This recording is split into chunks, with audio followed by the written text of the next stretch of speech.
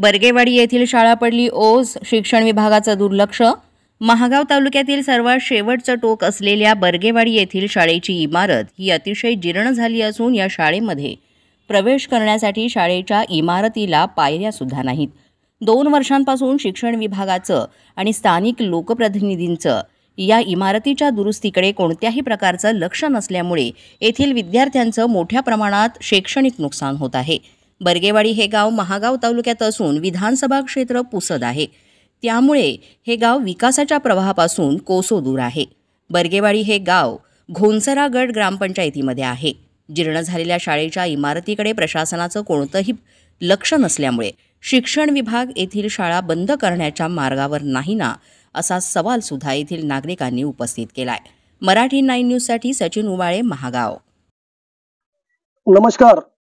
आज आपण महागाव तालुक्यातील अतिदुर्गम अशा बर्गेवाडी या वाडीमध्ये आहोत। आपण पाहू शकता माझ्या मागे जिल्हा परिषद प्राथमिक शाळेची इमारत आहे आणि या इमारतीचं वास्तव असं आहे की या इमारतीमध्ये चढण्यासाठी या इमारतीला पायऱ्याच नाहीत। जवळपास 2 वर्षाचा कालावधी उलटून गेलेला आहे। प्रशासनाचं, शिक्षण विभागाचं या बिल्डिंगकडे कोणत्याही प्रकारचं लक्ष नाही। एकीकडे शासनाचं धोरण आहे की ग्रामीण भागातील एकही विद्यार्थी शिक्षणापासून वंचित राहायला नाही पाहिजे, परंतु ज्या शाळेला चढायला पायऱ्याच नाही किंवा बिल्डिंग त्या इमारतीची जी कंडिशन आहे ही अतिशय खराब झालेली आहे। आपण पाहू शकता आदिवासी बहुल हे गाव आहे आणि शिक्षणापासून येथील विद्यार्थी हे वंचित असताना आपल्याला दिसत आहेत। ग्रामीण भागातील विद्यार्थ्यांना गाव पातळीवर शिक्षण मिळणं अपेक्षित असताना महागाव तालुक्यातील शिक्षण विभाग कुठेतरी बर्गेवाडी सारख्या या छोट्याशा गावाला शिक्षणापासून वंचित तर ठेवत नाही ना, असा प्रश्न येथील गावकऱ्यांना पडलेला आहे। एकीकडे जर पाहायला गेलं तर नवीन पिढीला चांगल्या सोयी सुविधा मिळत असताना बर्गेवाडी सारखं गाव हे उच्च प्राथमिक शिक्षणापासून सुद्धा वंचित असलेला आपल्याला पाहायला मिळत आहे। शाळेच्या या संपूर्ण विषयावर चर्चा करण्यासाठी बर्गेवाडीतील काही तरुण आपल्या सोबत आहेत। काय सांगसाल, काय परिस्थिती आहे, प्रशासनाकडे तुम्ही काय मागणी केली आहे या सगळ्या विषयावर? नमस्कार, माझं नाव अर्जुन हरी बर्गे आहे। तर माझं प्रॉपर बर्गेवाडी येथील आहे। तर या शाळेची 2 वर्षापासून अशीच व्यवस्था आहे। तर पहिले पटावर 35 ते 30 विद्यार्थी होते। तर शाळेची अशी अवस्था असल्यामुळं तर येथील समजा विद्यार्थी बाहेरगावी टाकण्यात आलेले आहे।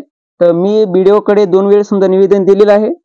तर त्यांनी चालढकल करली समजा, म्हणजे हो करू म्हणून अधिकाऱ्याचं लक्ष नाही। हा, अधिकाऱ्याच्या म्हणजे आपल्या आमदाराचं बी समजा लक्ष नाही। समजा त्यांनी बी समजा शाळेकडे समजा लक्ष दिलं पाहिजे। आमचं गाव छोटूसं असल्यामुळं तर ग्रामपंचायत वाले आमच्याकडे समजा लक्ष देऊन नाही राहिले। सरपंच आमदार आपलं इंद्रनील नाईक। महागाव तालुक्यातील विधानसभा तुमची पुसद आहे। हो, नक्कीच आपण पाहू शकता बर्गेवाडी हे गाव यांचा तालुका हा महागाव आहे, परंतु विधानसभा क्षेत्र पुसद येत आहे। येथील स्थानिक लोकप्रतिनिधीचं, विधानसभा क्षेत्रातल्या आमदाराचं सुद्धा या गावाकडे लक्ष नसल्याची तक्रार नागरिकांनी आपल्या समोर मांडली आहे। मराठी 9 न्यूज साठी सचिन उबाळे, महागाव। आज राज्य शासनाचं सरकारी शाळांच्या बाबतीतले जे काही धोरण आहे, आपण ऐकलं की मागच्या काही राज्यसभेच्या मंत्रिमंडळानं शालेय शिक्षणामध्ये मनुस्मृतीचा अंतर्भाव करण्यासंदर्भानं आग्रह धरला होता आणि त्या पद्धतीच्या बातम्या सगळ्या प्रसारमाध्यमातून सुरू झाल्या। एकंदरीत मनुस्मृतीचा अभ्यासक्रमामध्ये अंतर्भाव करणं म्हणजे दुजाभावाचं शिक्षण या देशामध्ये देणं, असाच त्याचा अर्थ आहे। आज ज्या बर्गेवाडीमध्ये आम्ही उभा राहिलोय तिथं सुद्धा जी शाळा आहे ती शाळेला सुद्धा इथल्या शासनाने जी काही वागणूक दिलेली आहे ती सुद्धा दुजाभावाचीच आहे असं वाटतं। पण इथल्या शाळेची अवस्था अशी झालेली आहे की इथली विद्यार्थी सुद्धा या शाळेत राहिलेले नाहीत, कारण शाळेचं बांधकाम निकृष्ट पद्धतीचं आहे।